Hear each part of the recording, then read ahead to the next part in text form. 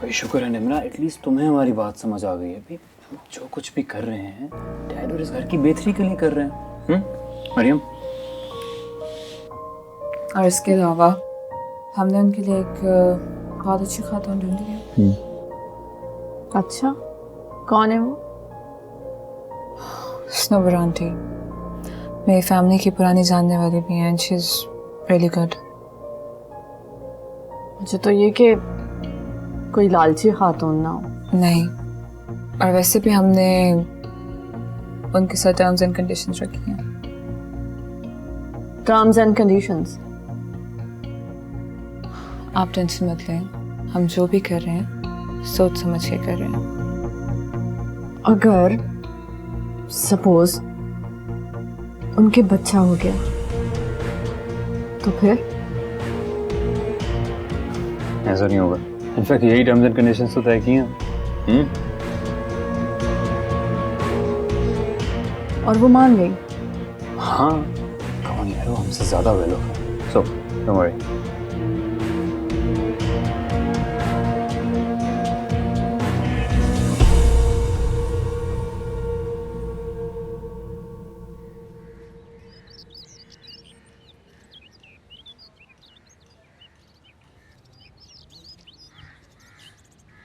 अम्मी, हिना आपी ने तो जॉब भी छोड़ दी, अब हमारे घर का क्या होगा?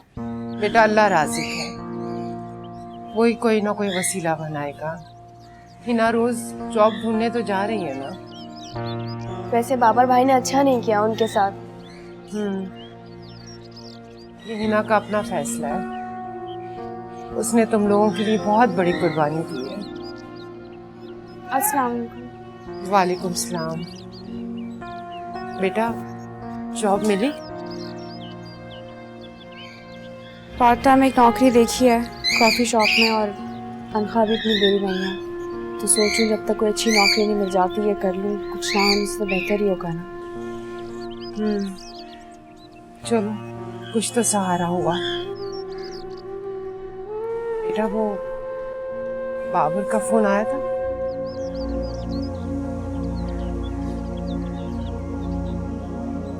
फोन करता रहता है वो, लेकिन मैं उससे बात नहीं करती। तो बेटा तुमने उससे बात कर लेनी थी ना। अम्मी, बात उनसे की जाती जिनके लिए आप कॉम्प्रोमाइज़ करने के लिए तैयार हो, और मैं अपने घर वालों के लिए कोई कॉम्प्रोमाइज़ नहीं कर सकती।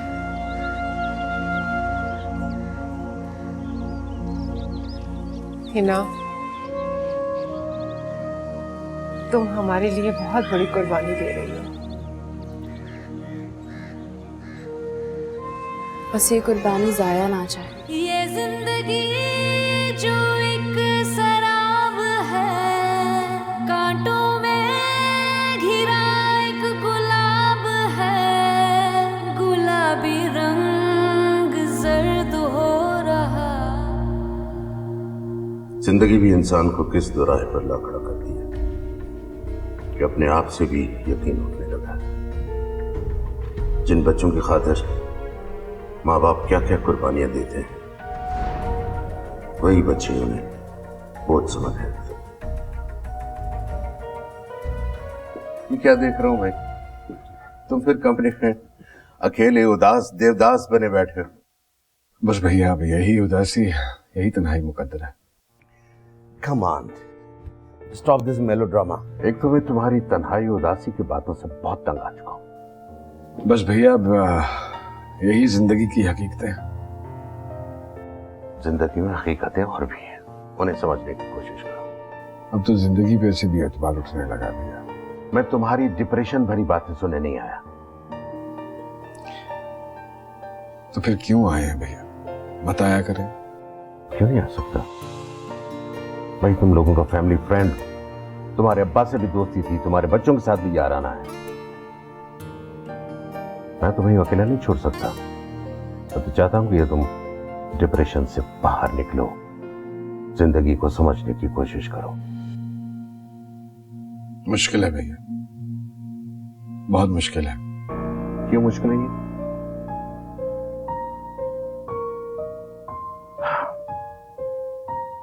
मेरे कॉफी पीने का मूड हो रहा है। कहीं जाने की क्या जरूरत है, मैं यहीं बनवा लेता हूँ। अगर मुझे घर की कॉफी पीनी होती तो मैं अपने घर जाने पीता, बाहर कहीं चलते हैं, किसी अच्छे से माहौल में बैठकर बातें करते हैं। हाँ, तुम्हें अपनी जवानी के किस्से सुनाऊंगा। भैया प्लीज, सारे किस्से तो सुन चुका हूं मैं। अब कौन सा कोई नया किस्सा निकला है? और आपको मालूम है कि वो नहीं है मेरा कहीं बाहर जाने का, तो it will be difficult for me. Now come of, stop this melodrama और चलो मेरे साथ, तैयार हो जाओ। आपने वो रिश्ते से इनकार कर दिया था ना उन लोगों को? नहीं बेटा, मुझे वो लोग मुनासिब लगे और खाते पीते लोग हैं।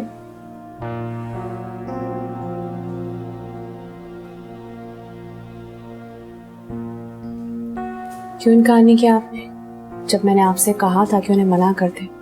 और घर का क्या होगा फिर? मैंने कहा ना, अल्लाह मालिक है। अल्लाह तो मालिक है ही अम्मी, लेकिन फैसले तो हमें सोच समझ के करने चाहिए ना। देखो ही ना, मेरी जिंदगी का कुछ पता नहीं। अगर मुझे कुछ हो गया तो तुम्हारी जिम्मेदारी कौन उठाएगा? मेरे साथ ऐसी बातें नहीं क्या करें कि कल क्या होगा। अभी ये जरूरी है कि हन्नान का एडमिशन कराना है अम्मी। तो बेटा, उन लोगों को हमारी मजबूरी का पता है। कौन सी मजबूरियों को जानते वो हमारी? यहाँ कौन सी हमदर्दी दिखा दी उन लोगों ने? उन्होंने साफ कह दिया कि शादी के बाद मैं काम नहीं करूंगी अम्मी। देखो बेटा, शादी के बाद शौहर और ससुराल वालों की माननी पड़ती है। अगर मुझे यही करना होता ना तो मैं कभी बाबर को नहीं छोड़ती।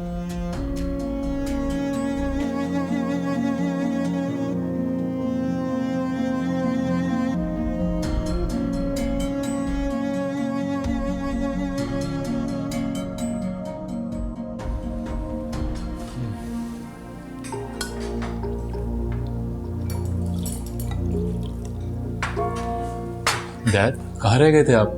परेशान हो गए थे हम लोग। डैड, आपने फोन भी ऑफ कर लिया था। खाना खाओ तुम लोग। अच्छा चल प्लीज, खाना तो खाइए हमारे साथ। नहीं, भूख नहीं है मुझे। आपकी तबीयत तो ठीक है ना? जिसकी इतनी केयरिंग औलाद हो, उसकी तबीयत कैसे खराब हो सकती है?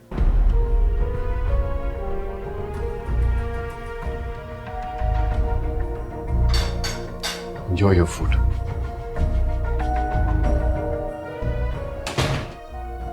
मुझे लग रहा है काफी डिप्रेस्ड है। मुझे तो लगता है कि हमें स्नोबर आंटी को जल्द से जल्द बोल देना चाहिए निकाह के लिए। क्या डैड मान जाएंगे? Why not? अब सबूर अंकल ही कुछ कर सकते हैं।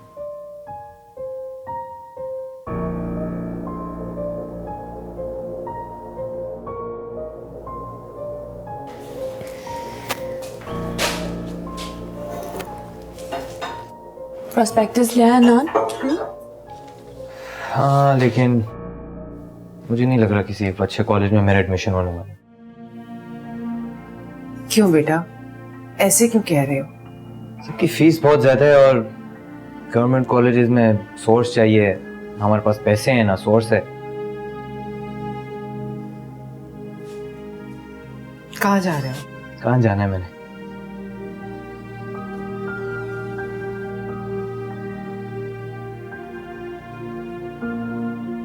इतने अच्छे नंबर लिए मेरे बेटे ने, मुझे नहीं लगता कि ये इंजीनियर बन सकेगा। अगर हम चाहते हैं कि किसी अच्छे कॉलेज में पढ़े तो मुझे शायद पार्ट टाइम जॉब करनी पड़ेगी या लोन लेना पड़ेगा।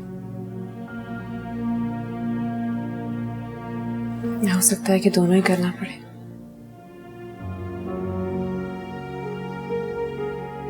आप उससे कहीं परेशान नहीं हो, मैं कुछ करती हूँ।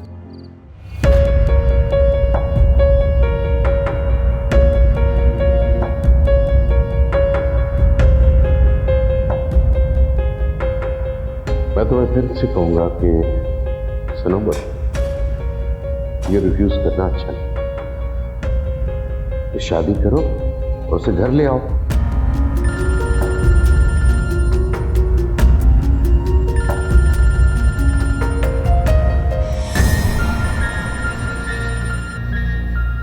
हेलो।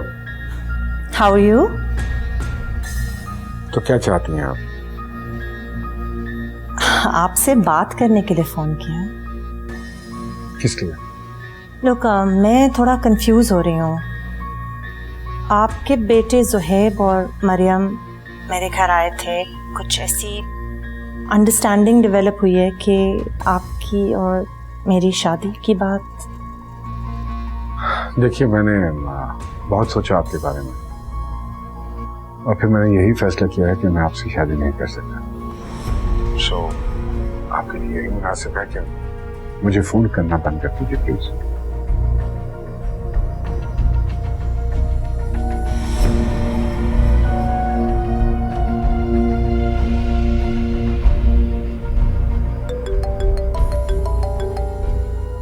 हेलो, अस्सलाम वालेकुम। खैरियत है ना आंटी? तुम्हारे डैडी अपने आप को समझते क्या है? मैं कोई मामूली गिरी पड़ी औरत नहीं हूँ। क्या मतलब? मैंने उनसे बात करने के लिए फोन किया और उन्होंने इतनी बदतमीजी से मुझे शादी से साफ साफ इनकार कर दिया। What? तुम अपने डैडी से कह देना, अगर वो मुझसे शादी करने में इंटरेस्टेड नहीं है तो मुझे भी कोई शौक नहीं है उनसे शादी करने का। नहीं नहीं आंटी, ऐसी कोई बात नहीं होगी। आई एम श्योर उनकी इंटेंशन कोई और होगी। आप just give me some time, मैं आपको कॉल बैक करती हूँ। मुझे ऐसा लगता तो नहीं है, लेकिन ठीक है, देखते हैं। जी, मैं करती हूँ आपसे।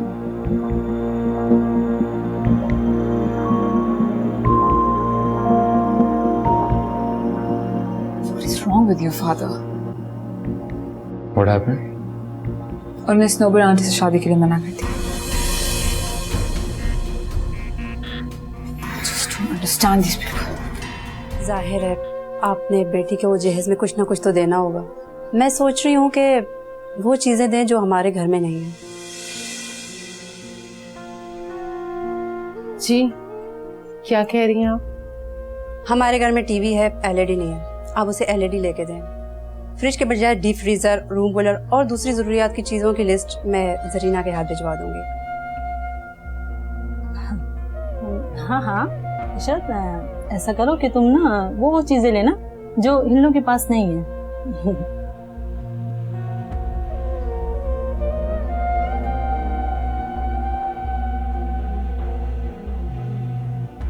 आपके जहेज की डिमांड मैंने सुन ली है। मैं तो कोई ऐसी डिमांड कर ही नहीं रही। मैं तो जरूरत की चीजें बता रही हूँ जो तुमने इस्तेमाल करनी है। आप जानती हैं ना कि मैं यतीम लड़की हूँ, उस घर में अकेली हूँ, कमाने वाली। उसके बावजूद आप ये सब कुछ मांग रही हैं हमसे। दो तीन तीन जगहों पे तुमने नौकरियां की हैं, कुछ तो सेविंग की होगी। नहीं, हमने आज तक कुछ सेविंग नहीं की है, क्योंकि बहुत मेहनत से हम कमाते, सेविंग नहीं कर पाते। आंटी, आपने बेटी के लिए कुछ तो बनाया होगा। आजकल तो फकीर लोग भी अपनी बेटियों को जहेज में इतना इतना कुछ देते हैं। क्योंकि फकीर मांग के जमा करते हैं और हम मांगने वाले नहीं, बहुत मेहनत से कमाते हैं। हम कोई भूखे नंगे लोग नहीं हैं जो तुम इस तरह से बात कर रही हो। हिना, बेटा तुम जाओ, मैं बात कर लेती हूँ। अम्मी, आप देख रही हैं ना क्या कुछ कह रही हैं, उसके बाद भी आप कह रही हैं बात कर लूंगी। ठीक है, अगर आप लोग अच्छे घर से हैं, खाते पीते हैं, अमीर हैं, तो फिर आप लोग मुझे बगैर जहेज के क्यों नहीं एक्सेप्ट कर सकते? क्यों, तुम्हें सुर्खाब के पढ़ लगे हमें? मुझे भी आप जैसे घटिया लोगों के घर शादी करने का कोई शौक नहीं है। अंगूठी आप ये लें, ये रख लें वापस। मैंने तो समझा था शरीफ होंगे, इज्जतदार होंगे, मगर पता नहीं था कि शराफत के साथ साथ इज्जत और तहजीब का दायरा भी छीन चुका है। आप हमारी यूं बेइज्जती नहीं कर सकती, हम भी इज्जतदार लोग हैं। इज्जत और तुम लोग, माय फुट।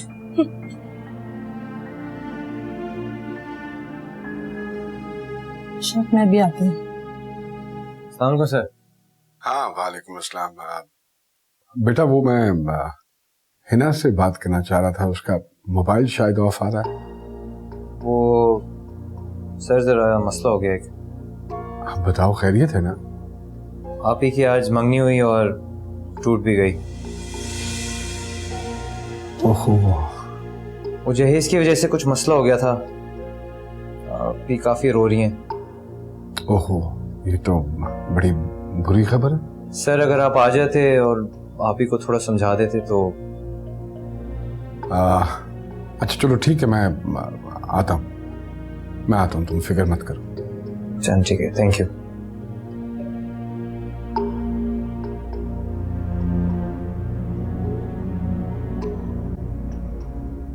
बस भी करो, कितना गुस्सा करोगी, कितना बोलोगी तुम? मैंने आपको पहले ही कहा था, मैं शादी करने की जरूरत नहीं है। अम्मी हम लोग इस काबिल नहीं है अभी। मैंने तो यही सोचा था ना बेटा कि खाते पीते लोग हैं, ये कहाँ लालची होंगे, मुझे क्या पता था। हर कोई लालची होता है, हर कोई मतलब ही होता है। वो जो कल आंटी आई थी उन्होंने क्या कहा था? सबसे पहला सवाल ये किया था कि मेरी सैलरी कितनी है। तो मैंने तो बस यही कहा था ना कि बस तुम्हारे फर्ज से मैं आजाद हो जाऊं। कोई किसी की मजबूरी नहीं समझता, हर किसी को सिर्फ अपना मुफाद होता है बस।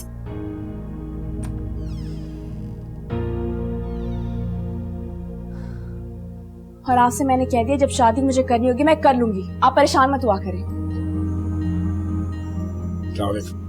वालेकुम सलाम। वो आपको मैं कॉल कर रहा था लेकिन आपका सेल ऑफ आ रहा था। फिर मेरी आन से बात हुई तो उसने मुझे सारी सिचुएशन बताई, तो मैंने सोचा कि मैं आके आपसे खुद ही मिल लूं। बस लोगों को पता थोड़ी चलता है, ऊपर से कुछ होते हैं और अंदर से कुछ। मेरे ख्याल में तो हमें अल्लाह का शुक्र अदा करना चाहिए कि वक्त से पहले ऐसे लोगों का पता चल गया। हाँ लेकिन अफसोस तो होता है ना।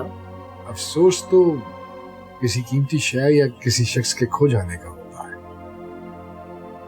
ऐसे लालची लोगों का ज़र्फ वक्त से पहले पता चल गया, इस पे हमें अफसोस तो नहीं करना चाहिए। आप तो माशाल्लाह वैसे ही बहुत समझदार हैं, बहादुर हैं, हिम्मत वाली। मैं नहीं सोचता कि आपको ऐसे परेशान होना चाहिए। हिना तुम इनको बिठाओ, मैं चाय लेकर आता हूँ।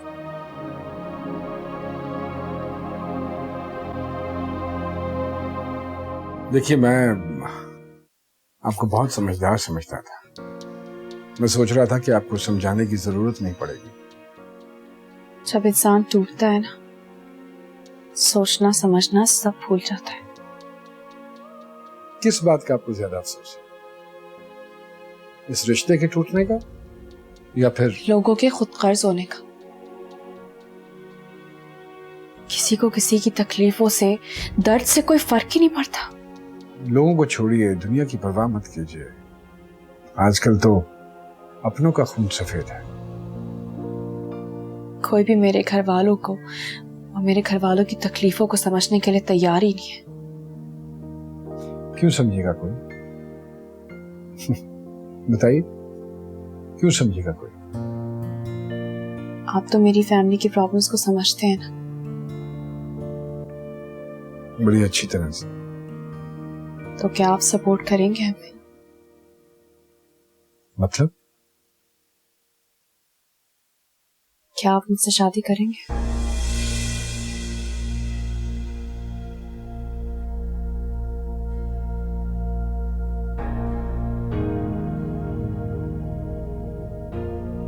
क्या? पता नहीं मेरी बच्ची की कब किस्मत खुलेगी। आजमाइश के खत्म होने का नाम ही नहीं ले रही है। इतनी मेहनत करती है, कोई सिला नहीं मिलता, कोई रिश्ता नहीं ढंग का मिल रहा हिना के लिए। लेकिन अम्मी, बाबर भाई और इस रिश्ते से हिना आपी ने खुद इनकार किया है। किस्मत में होता तो हो जाता ना रिश्ता बेटा। अम्मी आप मायूस मत हो।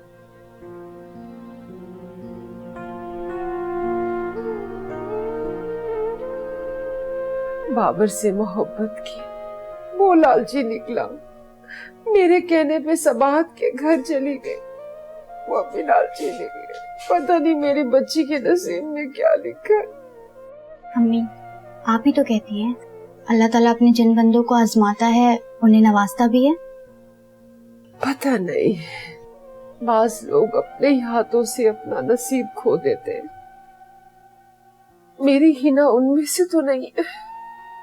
ऐसा कुछ नहीं होगा, आप अल्लाह पे भरोसा रखें। प्लीज अपने आप को संभालें। ये पानी पिए।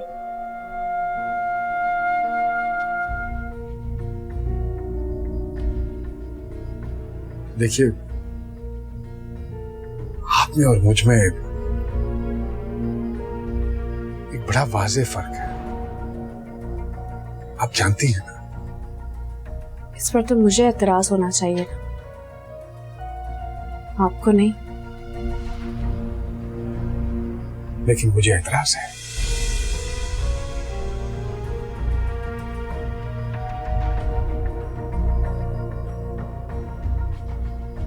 मैं अपनी जिंदगी के बड़े खूबसूरत साल अपनी बीवी अकीला के साथ गुजार चुका।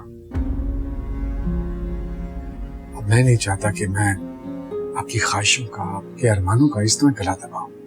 ये बिल्कुल ज्यादती होगी आपके साथ। मेरे साथ कोई ज्यादती नहीं होगी। ज्यादती तब होती जब कोई जबरदस्ती ये फैसला मुझे मुसल्लत कर देता, मगर ये फैसला मेरा अपना है। गलत कर रही हैं आप। ये फैसला आप मजबूरी में कर रही हैं, एंड आई एम श्योर बाद में आप पछताएंगे। पछताता वो है जिसकी ख्वाहिशात, मेरी कोई ख्वाहिश नहीं है और मुझे आपकी जायदाद में से कुछ भी नहीं चाहिए। मैं सिर्फ अपने भाई, अम्मी और बहनों का मुस्तकबिल सेव करना चाहती हूँ, बस, और कुछ नहीं चाहिए मुझे।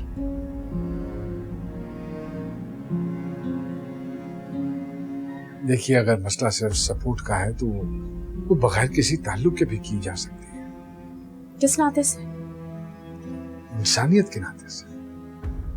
और कल को जब लोग आपसे सवालात करेंगे तो आपकी इंसानियत मशकूक होकर रह जाएगी। और मुझे आपसे सपोर्ट किसी हमदर्दी या भीख में नहीं चाहिए। तो फिर मैं इसे अपना हक में समझ लूंगी।